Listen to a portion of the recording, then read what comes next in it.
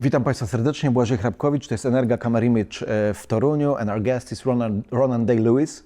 Hello, Ronan. Hi, thanks for having me. And Ronan, you came here with a film Anemone. Yes. I don't know, sorry if I pronounced it correctly. But No, I like that pronunciation. I mean, anemone is the... Anemone. English. Yeah, anemone. Yeah, Anemone. but, okay. Yeah. So Anemone Either it is is fine. Yeah. Okay, fine. We know the film. We know the title. So my first question to you is that you wrote the script with your father. Yeah. Who our viewers may know. Actually, he's Potentially. Yeah, Ronan Day-Lewis. I heard he's a quite decent actor. But no, you wrote the script with your father, and this is kind of your film with him. And my first thought is that this is risky. In a way, Yeah. If you know what I mean. I definitely know what you mean. I have, all the therapy, potential therapy themes to dig in my head. But so tell me about that process and what was the idea behind writing the script and doing the film with your father. Yeah. So it was kind of a parallel thing where I had for years had this idea of wanting to do something about brothers and just generally something that explored that kind of archetype of brotherhood and the kind of tragedy of brotherhood. And I wasn't sure exactly what the way into that was. I thought maybe it might be a coming of age type story or something that was more kind of within my personal experience. But then my dad at a certain point approached me with the idea of us finding something to work on together. After he stopped acting for the time being, he had some sadness about the idea of us not ever getting the chance to work together. So a couple of years went by and we weren't sure exactly what we would do, but then it turned out that he independently had this idea of wanting to do something about brothers. So that became kind of the anchor for us. And we sort of arrived at the idea of this guy who's living in the state of self-banishment, where he's just living in the middle of nowhere, completely off the grid, and his brother shows up, who he's estranged with, after 20 years at his doorstep without any kind of seeming reason and with this kind of mysterious premise. So that became the scenario, the basic scenario, and we weren't sure exactly what the actual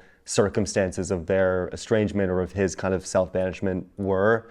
And we just ended up kind of following these characters into the dark, which was actually it was a really beautiful way of working compared to, I'd written other scripts where I'd gone in with a really specific outline and kind of a roadmap where I knew exactly where it was going. And in this case, we had nothing like that for the most part. It was basically just very, very playful and kind of a lot of improvisation and just following them kind of scene by scene into this strange atmosphere that kind of suggested itself in the first 10 pages that we wrote. And we would only write when we were in the same room together, basically. And we'd be apart for long periods of time, and then we'd come back together and write a few more pages and a few more scenes. And we weren't sure exactly, it was so low stakes, we weren't sure what it would turn into or whether it would actually kind of materialize into a full feature. But yeah, it was a really kind of unique way of working. Since it's a film about family. Yeah. Did your relationship with your father in any way inform the family dynamic we see in the film? Not even consciously, maybe, but how do you see it? Not consciously, definitely. It was, I mean, honestly, the father-son thread of it wasn't really present in the beginning.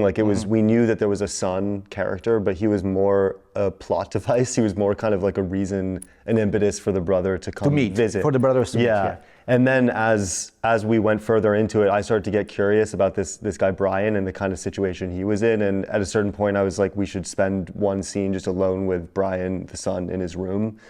And that really changed everything for me and kind of opened up this whole other perspective that allowed it, I think, to become a lot more personal to me, even though there's nothing autobiographical in it. Just the thing of him being at this kind of crossroads where he's torn between, it's this kind of tale as old as time of his fear of becoming his parent, but then there's also fascination with and kind of desire for self-fulfillment by becoming what he sees as the kind of the shape of his parent or something. And I guess what was interesting to me also was just the idea of being fascinated with the mystery of your parents' past life, which was something that even though I have great relationships with both my parents, it was something that I felt like I could relate to on like a really deep level. So that I think allowed it to become more personal in a kind of oblique way, even though there was nothing, it's not the whole, obviously the dynamic of Ray and his son in the film is like, they're estranged, and it's this kind of absent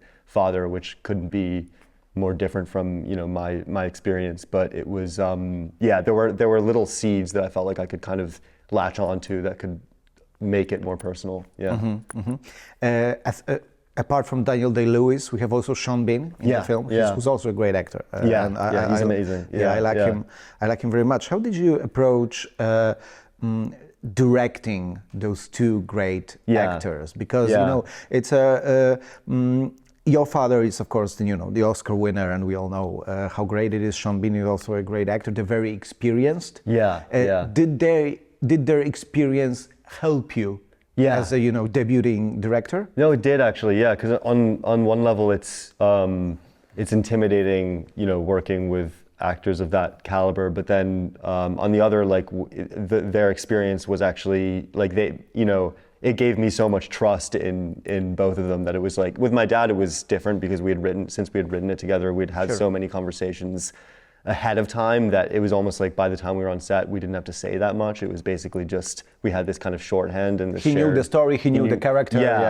Like we would, we'd figure out the scenes together, but it wasn't, with Sean, it was different because he came in later on. But with him, it was also extremely intuitive actually. And we had some really good conversations leading up to about the character leading up to the shoot, and he also spent a few days with my dad in rural Ireland, just like in kind of some semi-isolation together, and then some time apart to kind of get that sense of familiarity and estrangement. And then it was really just they had very different ways of working, and all the actors did, and so it was really just like approaching each relationship with each actor as if it was its own kind of world and its own, rather than trying to kind of like have some unifying philosophy about how I worked with all of them. So with Sean it was interesting because also just the part demanded this very specific, like a lot of the work he does in the film is basically listening and watching what he was able to do with silence was just like such a masterclass. And so it was kind of about figuring out together what was the least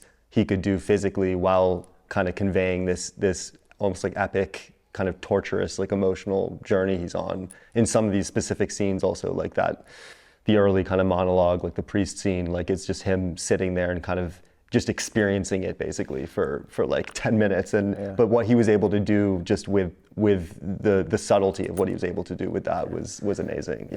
I think that is probably one of the most difficult things in acting. Actually act and convey emotions and state of mind without using dialogue and just being there. And he does that brilliantly. We're talking about the main theme of the film, which is family, but in the background, and I found it really interesting, in the background we have this Irish political, religious aspect of it. The character that your father plays was a soldier, fighting with IRA, and had a traumatic experience. How important for you was this Irish political background to somehow inform this personal dynamic? Yeah, it was. I think the more kind of the background of. At first, you kind of get the sort of more personal, volatile relationship, and then the history of kind of political violence kind of reveals itself slowly over time in the film. It's almost like you're being like slowly boiled, and by the end, you realize how much these personal traumas have been kind of shaped by these collective traumas. And I think we weren't sure at first that it would be the Troubles. Like we knew that they had been involved in some conflict, but I think I grew up in Ireland from 7 to 13, and having spent that time there, I think the Troubles were always we learned about the Troubles in school growing up, and they were always kind of fascinating to me and kind of loomed large in my imagination. And so we naturally, I think, gravitated towards that as the kind of historical framework of it. And it was just a kind of delicate balance to find, because I think Ray, like a lot of stories have been told about that conflict from the other vantage point. And I think what was interesting to me was finding centering this character that was employed by the oppressor, you could say, in that conflict, without the film's perspective being tied up in the perspective of the oppressor, and having that kind of mixture of hyper subjectivity where you're really getting drawn into this one person's kind of psyche, but then also this kind of objective, almost like omniscient view of war, where you're seeing like, you're always kind of made aware of this almost like mystical kind of backdrop, like this kind of cosmic backdrop of like nature and the wind and this kind of this nature that feels both indifferent and also kind of reactive to human bloodshed and war and suffering. So yeah, there were a lot of different threads that felt like they had to kind of, including, as you said, like the personal and the, I guess, historical, that had to really align, and we had to find that kind of tightrope walk.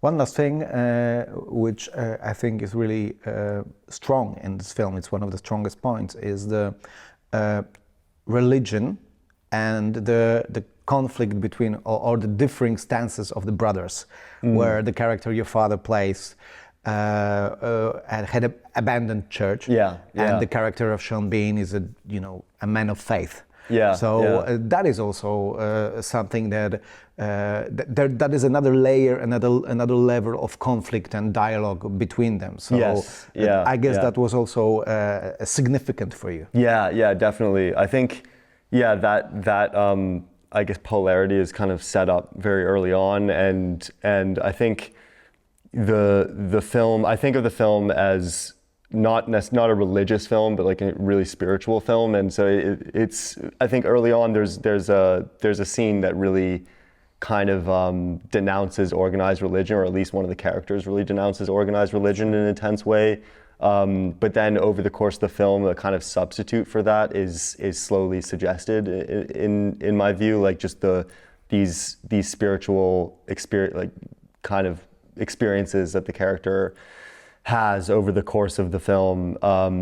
They're mostly, the most meaningful experiences are almost more like pagan than coming from kind of a specific like organized religion. Spirituality can exist outside of organized religion. That is one of the things in the film. Yeah, and I think it's like the characters are almost like crying out throughout the film to like their suffering is being expressed throughout the film, and there's this question of whether anything is listening, like whether there is a God or like a kind of higher power that's reactive at all to human suffering, or if it's all just kind of, or if there's just a kind of randomness to it. And I think that there are certain events that spring out of like the natural world towards the end of the film that I think of almost as like an answer to like a prayer that's made towards the beginning of the film, but not an answer, an answer that feels ambiguous, that's not necessarily like affirming a specific religious system or anything, but there is the kind of sense of something beyond, I guess, the visible throughout the film. Okay, Ronan, thank you for talking to us. Thank you so much. Thank you.